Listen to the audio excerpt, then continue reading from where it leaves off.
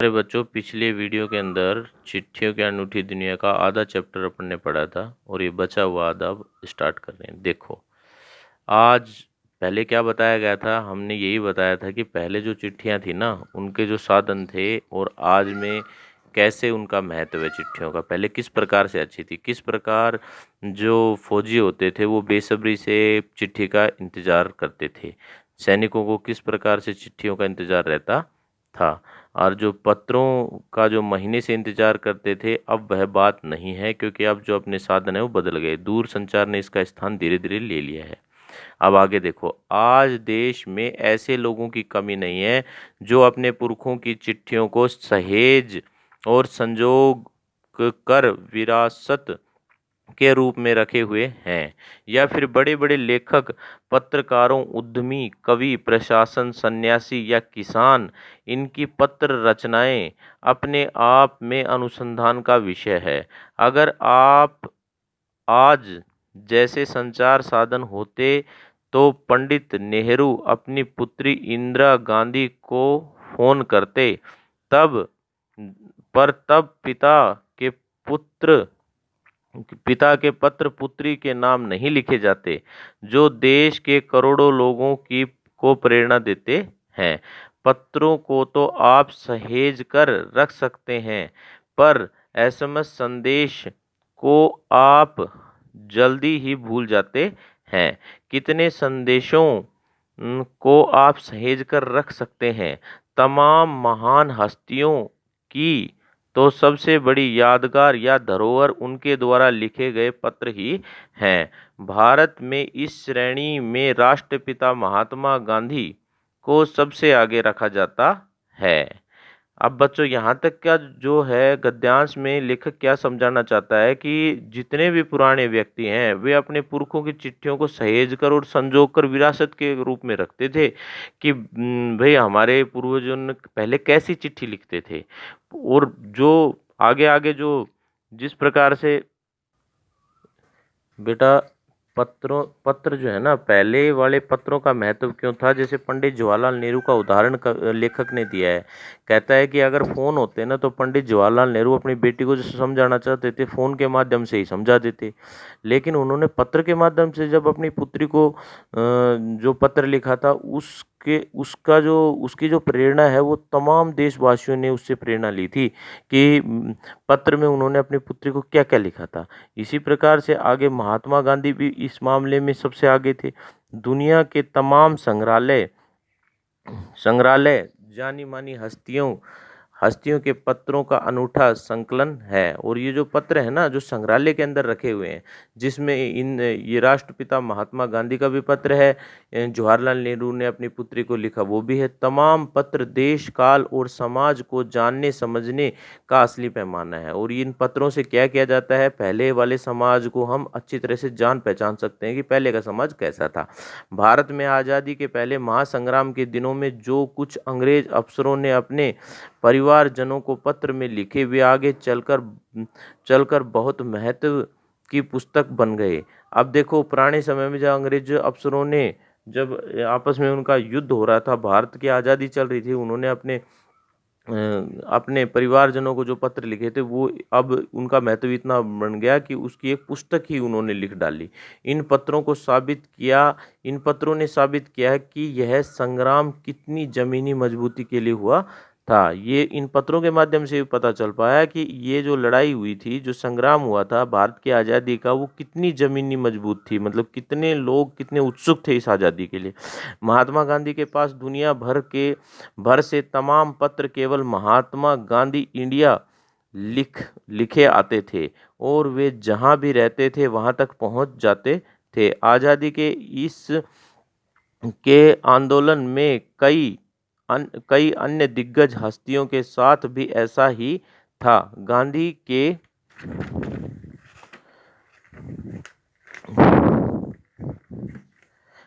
के पास दुनिया से बड़ी संख्या में पत्र पहुंचते थे, पर पत्रों का जवाब देने के मामले में उनका कोई जोड़ नहीं था। कहा जाता है कि जैसे उन्हें पत्र मिलता उसी समय वे जवाब भी लिख देते थे। अपने हाथों से से ही ज़्यादातर पत्रों का जवाब देते थे। जब जब लिखते लिखते उनका दाहिना हाथ दर्द करने लगता तो वे बाएं हाथ से लिखने में जुट जाते थे। महात्मा गांधी ही ही नहीं, आंदोलन के तमाम तमाम नायकों के पत्र गांव-गांव में मिल जाते थे। पत्र भेजने वाले लोग उन पत्रों को किसी प्रशंसित पत्र से कम नहीं मानते थे और कई लोगों ने तो उन पत्रों को फ्रेम करा के रख लिया था। यह है पत्रों का जादू। यही नहीं, पत्रों के आधार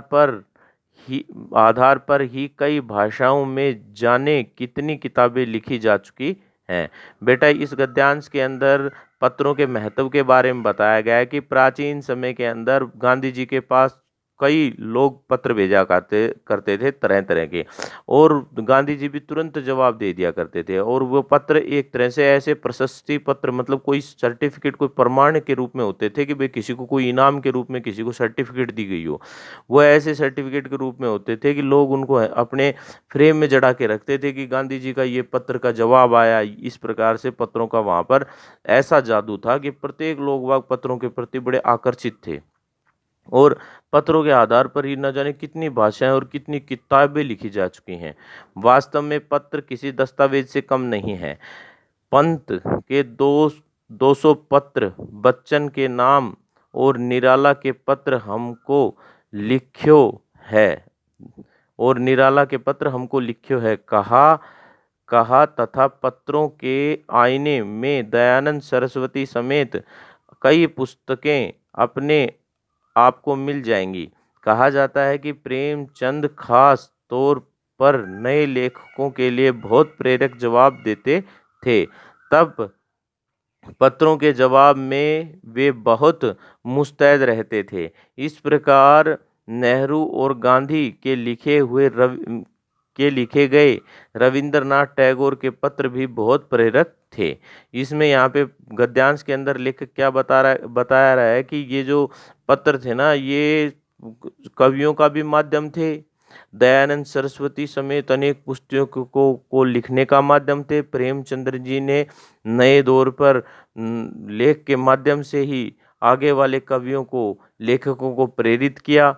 और इस प्रकार नेहरू गांधी के लिखे गए पत्र भी और रविंद्रनाथ टैगोर के पत्र भी बहुत प्रेरक, मतलब पत्र प्राचीन समय, कहने का मतलब और भावार्थ क्या है, जो ये पत्र हैं ये प्राचीन समय से ही चलते आ रहे हैं और इनका इतना अधिक महत्व था कि लोग इनसे प्रेरणा लेते थे। बेटा आगे देखो, महात्मा और कवि के नाम से महात्मा गांधी और रविंद्रनाथ टैगोर के बीच सन 1915 से 1941 के बीच के पत्राचार का संग्रह प्रकाशित हुआ, जिसमें बहुत से नए तथ्यों, उनकी मनोदशा का लेखा जोखा मिलता है। अब देखो, पत्र के माध्यम से ही सब ने अपने मन की बातें पत्रों में वर्णित कर दी और आज वो एक प्रेरक के रूप में साबित हैं। तभी तो उनको संग्रह करके रखा गया है कि जो पत्र हैं वो किस प्रकार से, मतलब वो किस प्रकार से अपने मनों की दशा का लेखा जोखा प्रस्तुत करते हैं। पत्र व्यवहार की परंपरा में भारत में बहुत पुरानी है, पर इसका असली विकास आज़ादी के बाद हुआ था। तमाम सरकारी विभागों की तुलना में सबसे ज़्यादा गुडविल डाक विभाग की है। इसमें एक खास वजह यह भी है कि यह लोगों को जोड़ने का काम करती है, घर घर तक इनकी पहुंच है। अब देखो, ये पत्रों का जो माध्यम था, ये पत्र सबसे पहले तो भारत के अंदर पत्रों का बड़ा महत्व रहा है और आज़ादी के बाद ज़्यादा आ गया। और इसमें जो महत्व है जोड़ने का, वो डाक विभाग का रहा है। सारी की सारी जो गुडविल है वो डाक विभाग की है, क्योंकि लोगों को जोड़ने का काम डाक विभाग ने किया। संचार के तमाम उन्नत साधनों के बाद भी चिट्ठी पत्रों की हैसियत बरकरार है। शहरी इलाकों में आलीशान हवेलियां हों या फिर झोपड़पट्टियों में रह रहे लोग, दुर्गम जंगल में घिरे हुए गांव हों या बर्फबारी के बीच में जी रहे पहाड़ों के लोग, समुद्र तट पर रह रहे मछुआरे हों या फिर रेगिस्तान की ढाणियों में रह रहे लोग, ये क्या कहना चाहता है कि कोई भी लोग कहीं पे भी रहे हो, डाक विभाग ने सबको चिट्ठी पहुंचाने का कार्य किया। आज भी खतों का सबसे अधिक बेसब्री से इंतजार होता है। एक दो नहीं, करोड़ों लोग खतों और अन्य सेवाओं के लिए रोज भारतीय डाकघरों के दरवाजे पर पहुंचते हैं, और इनकी बहुआयामी भूमिका नजर आ रही है।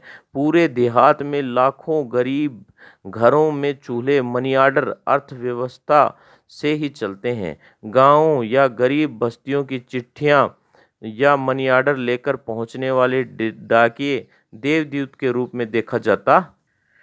इसमें लेखक ने पत्रों के महत्व को दर्शाते हुए बताया है कि आज भले ही संचार के दूसरे साधन कितने ही विकसित क्यों न हो गए हों, किंतु आज भी खतों को बेसब्री से इंतजार हो रहता है। एक या दो नहीं, अपितु करोड़ों लोग चिट्ठियों के आने की प्रतीक्षा में रहते हैं। पत्रों के अतिरिक्त दूसरी सेवाओं के लिए भी रोज भारतीय डाकघरों में हजारों की संख्या में लोग पहुंचते हैं। वहां उन इनकी विविध प्रकार की भूमिका दिखाई देती है, अर्थात डाकघर जानता है कि कई प्रकार की सेवा करते हैं। दूसरे गांव में लाखों गरीब लोग वह उनके परिवार के नाम मनी ऑर्डर से भी प्राप्त धन से ही चलते हैं। डाक विभाग के कर्मचारी इस काम को बड़ी लगन से करने में लगे हुए हैं। दूर दूर बसे हुए गांव में जहां मुश्किल से लोग पहुंचते हैं, वहां पर डाकिया पहुंच जाता है। वहां पत्र आदि पहुंचाने के लिए जो डाकिया है वो देवदूत के रूप में देखा जाता है। उनकी बातों को भी बड़े आदर से सुना जाता है, इसलिए लोग डाकिये को देवता के रूप में समझते हैं। अब बेटा आप लोगों ने इस पाठ को पूर्ण रूप से देख लिया है। अब आशा करता हूँ इसको अच्छी तरह से पढ़ना समझना। धन्यवाद।